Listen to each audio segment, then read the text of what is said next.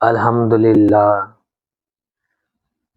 اللہ تعالیٰ کا لاکھ لاکھ شکر ہے کہ مالک الملک نے اپنی یاد کی توفیق اور موقع عطا فرمایا۔ لاکھوں اور کروڑوں درود حضرت محمد مصطفیٰ صلی اللہ علیہ وآلہ وسلم پر، جن کے طفیل مالک الملک نے یہ مہربانی عطا فرمائی۔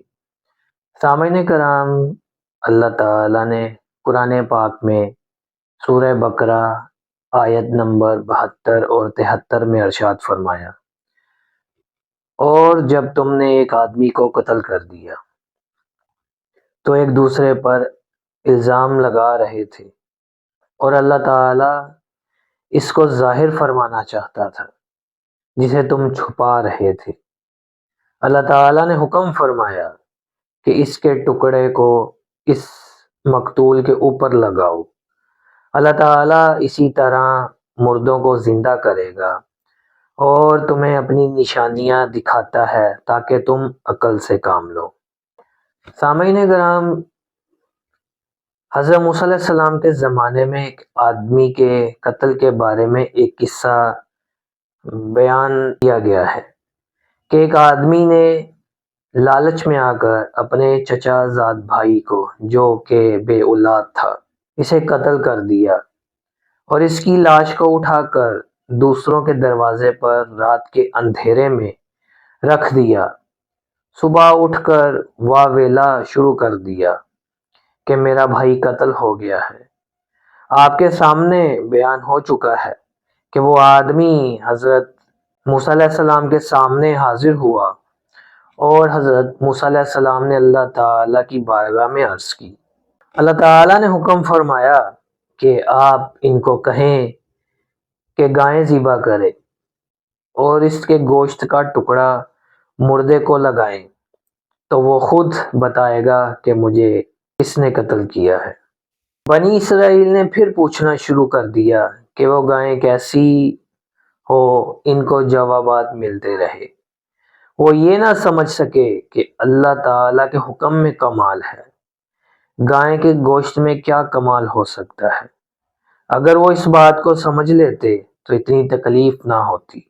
اللہ تعالیٰ تمہیں یہ بتانا چاہتا ہے کہ وہ مردوں کو کس طرح زندہ کر سکتا ہے۔ تمہارا خیال ہے کہ جو مر گئے اور خاک میں مل گئے وہ کس طرح قیامت کے روز زندہ ہوں گے؟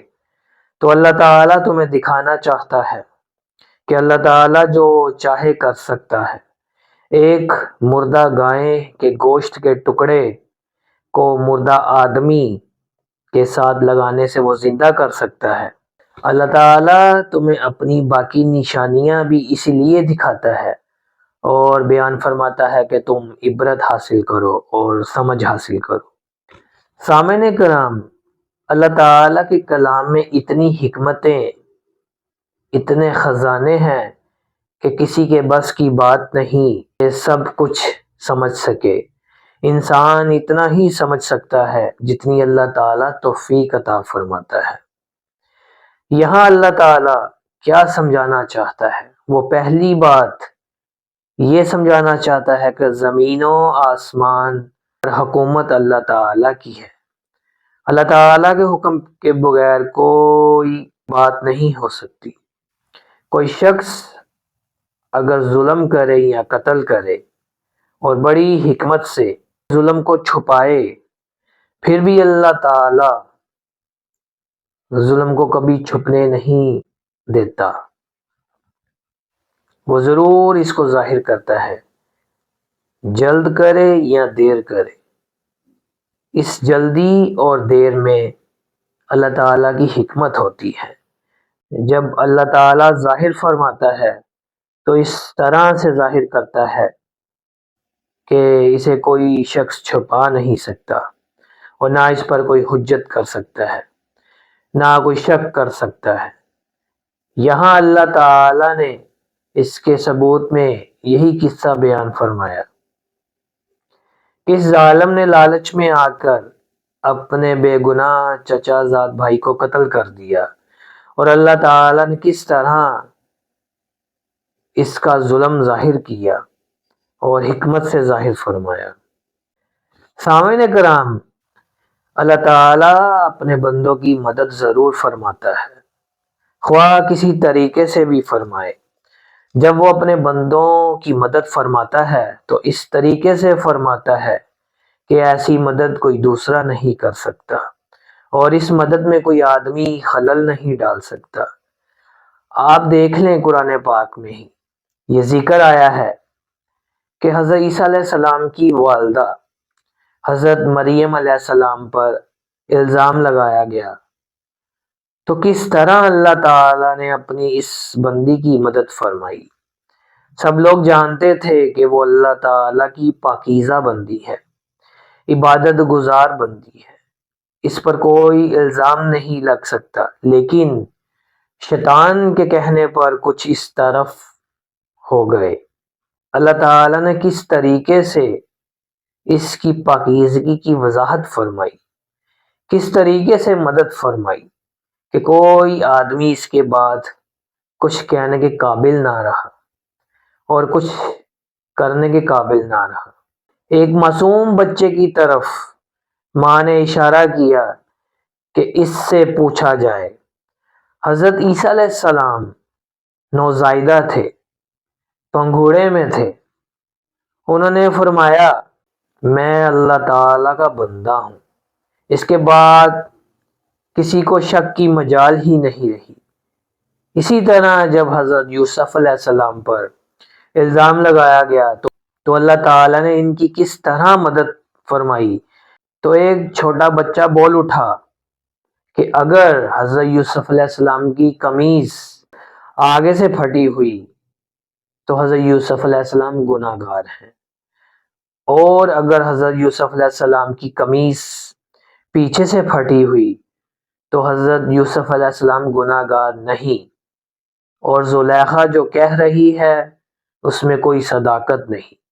اس چھوٹے بچے کی گواہی اتنی کافی، اتنی صاف اور طاقتور تھی کہ کسی کو ان پر شک کرنے کی مجال ہی نہ رہی۔ یہاں بھی اللہ تعالیٰ نے حضرت موسیٰ علیہ السلام کے ذریعے لوگوں کو بچایا اور ظالم کا ظلم ظاہر فرمایا۔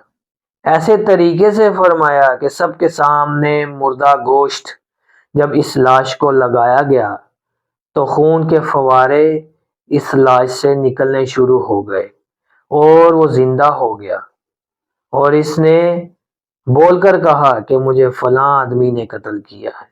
جو شخص بھی اللہ تعالیٰ پر بھروسہ کرتا ہے، اللہ تعالیٰ اسے ذلیل و خوار نہیں کرتا، ضرور اس کی مدد فرماتا ہے۔ سامعین کرام، جو اللہ تعالیٰ پر بھروسہ کرتا ہے وہی کامیاب رہتا ہے، اور جو وہ چاہتا ہے وہی ہوتا ہے، کسی کے کہنے پر کچھ نہیں ہوتا۔ اب ایسے واقعات ہر وقت رونما ہوتے ہیں، ہر جگہ ہوتے ہیں، لیکن کوئی عبرت حاصل نہیں کرتا۔ قرآن پاک سے بھی وہی لوگ عبرت حاصل کر سکتے ہیں جن پر اللہ تعالیٰ کا فضل ہوتا ہے، کیونکہ اللہ تعالیٰ نے قرآن پاک میں خود فرمایا ہے کہ یہ ہے تو ہدایت والی کتاب، لیکن اس کو پڑھنے سے بہت سے لوگ ہدایت پر آئیں گے اور بہت سے لوگ گمراہ ہو جائیں گے۔ اللہ تعالیٰ کی اس ہدایت سے عبرت حاصل کرنے کے لیے اور دنیا میں جو واقعات رونما ہوتے ہیں ان سے عبرت حاصل کرنے کے لیے دل و دماغ کی روشنی کی ضرورت ہے۔ جن لوگوں کے دل و دماغ شیطانی اور نفسانی خواہشات کی وجہ سے مردہ اور سیاہ ہو گئے ہیں، وہ عبرت حاصل نہیں کر سکتے۔ اللہ تعالیٰ ان کے متعلق خود فرما رہا ہے کہ ان کا دل ہے لیکن وہ سمجھ نہیں سکتے، ان کی آنکھیں ہیں لیکن وہ دیکھ نہیں سکتے، ان کے کان ہیں لیکن سن نہیں سکتے۔ بظاہر ساری چیزیں موجود ہوتی ہیں، لیکن جو طاقت سمجھنے والی ہے، سوچنے والی ہے اور دیکھنے والی ہے وہ ان میں ختم ہو جاتی ہے۔ یہ طاقت کیوں ختم ہو جاتی ہے؟ اس لیے کہ وہ مردہ ہیں، اور مردہ کیوں ہیں؟ اس لیے کہ وہ زندگی سے محروم ہیں۔ اللہ تعالیٰ نے جو ساری مخلوق کی جان بنائی ہے اور جو زندگی بنائی ہے وہ کیا چیز ہے؟ وہ نبی پاک صلی اللہ علیہ وآلہ وسلم کا نور ہے، جس سے ہر انسان کو زندگی عطا ہوئی ہے۔